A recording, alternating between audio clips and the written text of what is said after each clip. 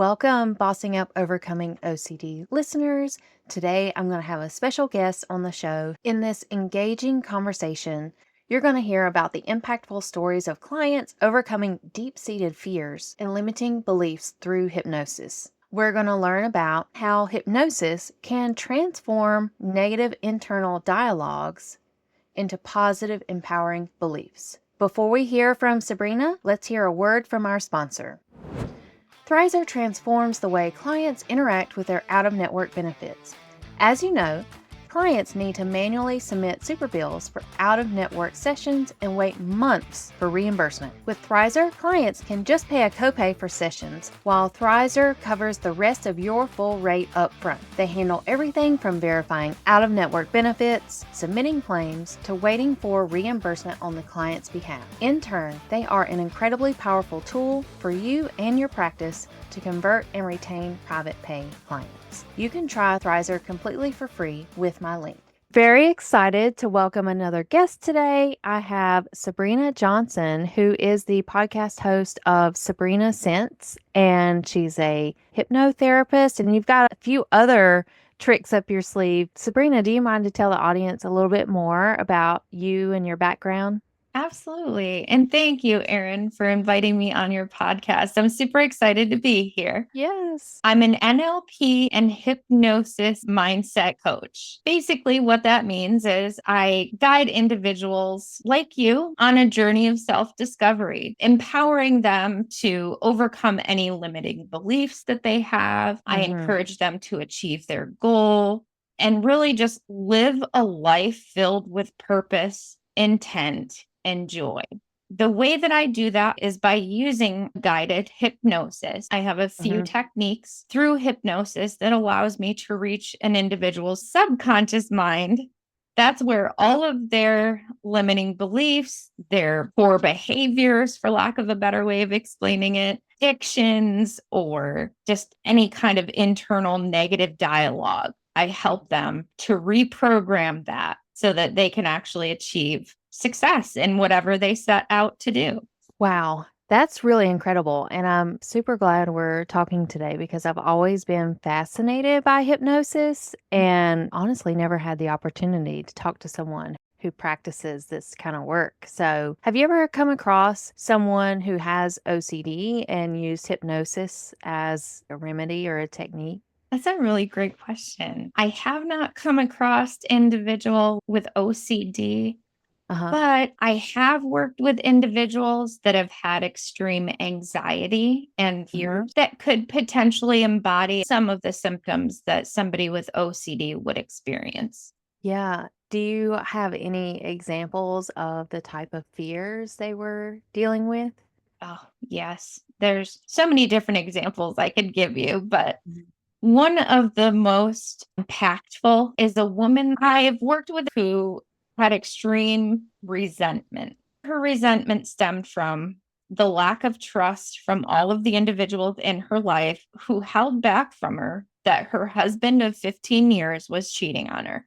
Oh, So she did have a lot of anxiety surrounding that situation because, of course, here she is with her husband, still living with her husband, by the way. She was trying to work through it with him. On top of that, trying to work through it with her close friends, her parents, and other family members like her brother who didn't say anything, even though they knew about what was going on. oh my gosh. I think this is a great example because so many couples experience heartaches like this or they worry about having a situation like this. How come the family never came forward to tell her? That's a good question. I think they just didn't feel it was their place to tell her. It Oh, was her husband's responsibility to come forward and tell her himself. And I think oh. that's what they wanted because they didn't want to be the individual to hurt her. How did she find out in general? She did find out because she tapped into her intuition and used a little bit of common sense and digging. Noticed he was getting increased messages during the evening hours, usually when they would be spending time together. She'd notice he would get up, grab his phone, go in the other room, and then after a few minutes, come back out and sit with her. But she kept seeing those patterns where he would get up at specific times. Then it became not just at this time, but now he's getting up at this time, until it came to a point where he was only spending 30 minutes with her out of a 4-hour time period in the evening. Mm-hmm. So she started digging, looking Wow. through the phone messages. She didn't use his actual phone, but she scrolled through their services on the web page, brought up Verizon or whatever carrier it was Mhm. to view who he was talking to. The Yeah. phone history. And Oh that's how she gosh. started to find out that there was somebody else he was talking to. So she comes to you, and she's bitter and resentful. How do you do the hypnosis in those? For the first session, it's really just covering and unpacking all of those negative feelings. Hypnosis does vary per individual based on how long they have had specific beliefs that have been ingrained into their subconscious and how open and receptive they are to hypnotic suggestion. Yeah, that's interesting because I've heard that. Some people are more susceptible than others. So there's a few techniques that I use during our hypnosis first session to determine how susceptible she is to being induced into a hypnotic state. Thankfully, she was an individual that was fairly easy to get into a relaxed hypnotic state. Mm-hmm. And for those that don't know, hypnosis is a deeper form of relaxation, similar to meditation. Oh, okay. Your brain vibrates on different frequencies at different levels. And Mm-hmm. those different vibration frequencies is where your meditative state lies. It's where your sleep state lies, and the kind of in between. So that's all hypnosis is. With her first session, she was very open. She was very open in admitting what she believes were holding her back. It was fairly easy to unpack some of the things that she was going through. For our first session, she cried the entire hypnosis session, Yeah. and it was an hour. Yeah. And that is a lot of emotion that she was Mm-hmm. lifting off her shoulders, because her whole family knew she was going through this. So she felt she didn't have a support system. She didn't have Wow. anybody close to her that she could talk to about the situation. And that first session, it was extremely productive because she was finally able, after 14 years, to let it all out. She was actually an individual that was really good after 3 sessions. Amazing. And now she is thriving. She is fitness famous. Oh, that's awesome. So it's a way to unlock what's happening in the subconscious, which is below our awareness. Yes. And what do you do with it? Yeah, Prove it that's a wrong? great way to look at it.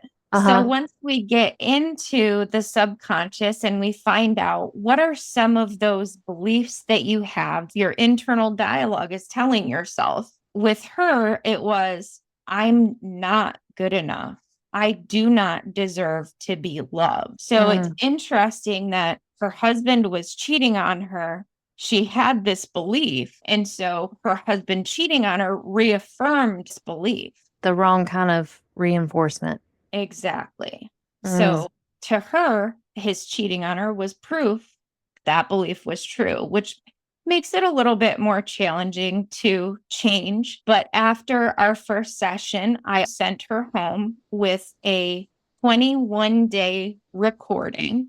It's a recording that reframes those beliefs, and it's a sleep hypnosis. Sleeping, she listens to this positive dialogue that helps to take away those negativeness and replace it with positive reinforcements. wow, that's incredible.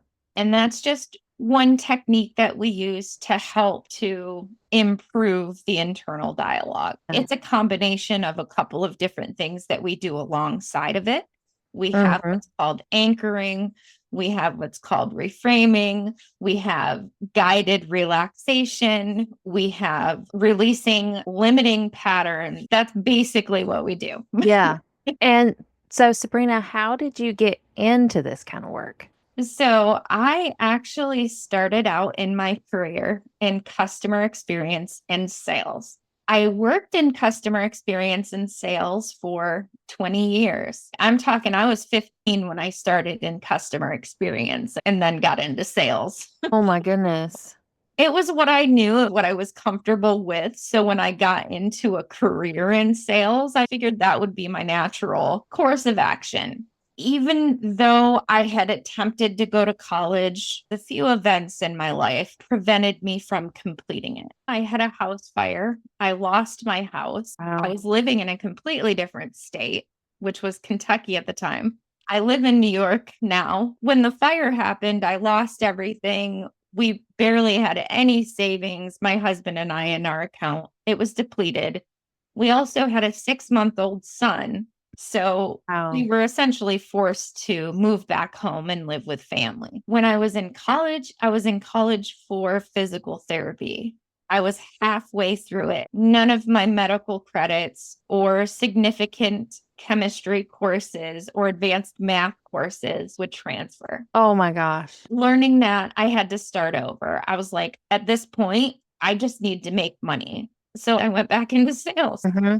From there, I also worked to learn more about the mindset after working another part time job with individuals that had different mental disorders. So I learned a lot at that time from these individuals, how they had such a positive outlook on life, even though everything that they were doing in life was completely different than you or I would do. Through that process, it really got me intrigued to learn more about the mind. Some of the things that they could do were just incredible because when they really believed that they could do something, you couldn't Hmm. tell them differently. They were going to do it. And yeah, long story short, it inspired me to get into what I'm doing now because I just wanted to learn more about the brain. It was a fascinating subject. And with the hypnosis, is that an extra certification, training? What's that Yes. process? So there's many different forms of hypnosis trainings. Hmm. Anybody who is interested in getting into hypnosis needs to really review the different universities and colleges that are available to them to Mm. complete this degree. You can actually log on to Udemy, which is Okay.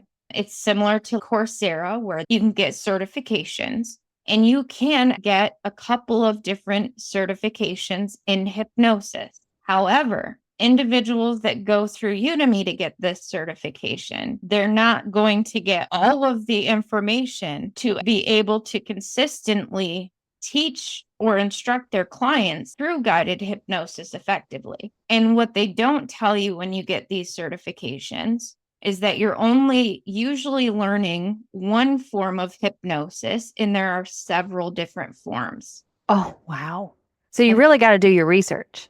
you really do. Otherwise, you're wasting money because you will have to go back to school to get the appropriate degree to be able to legally coach through hypnosis. Oh, wow. So there are like some boundaries or regulations around even providing hypnosis. There are a few. Oh, okay. Hypnosis is an unregulated practice. Yeah. Anybody can practice hypnosis without a degree, but there are specific guidelines you have to follow to make it effective and for it to actually work for your clients.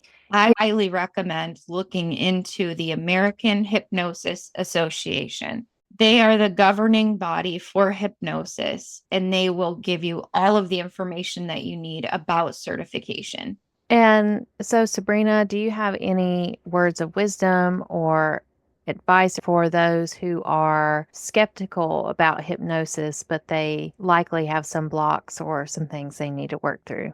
I always tell people who are skeptical, let's just start with a conversation and see how that goes. Because in the conversation, all we're going to do is discuss some of your specific goals, some of the challenges that you've encountered to reaching those goals. And there's a lot that you'll learn just through that conversation about hypnosis and how powerful it can actually be. It is not the staged hypnosis picture that everybody likes to give us. Because it reminds me of they're dangling a watch from side to side, and then they tell you to act like a chicken or something. When you're guided towards hypnosis, you remain fully conscious. You're aware throughout the entire process.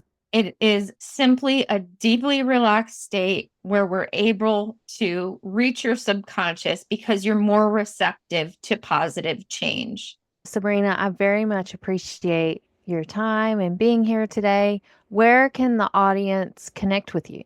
So you can find me on LinkedIn. You can also find me on my website, which is Next Win LLC, because I always say I like to help people get their next win in life.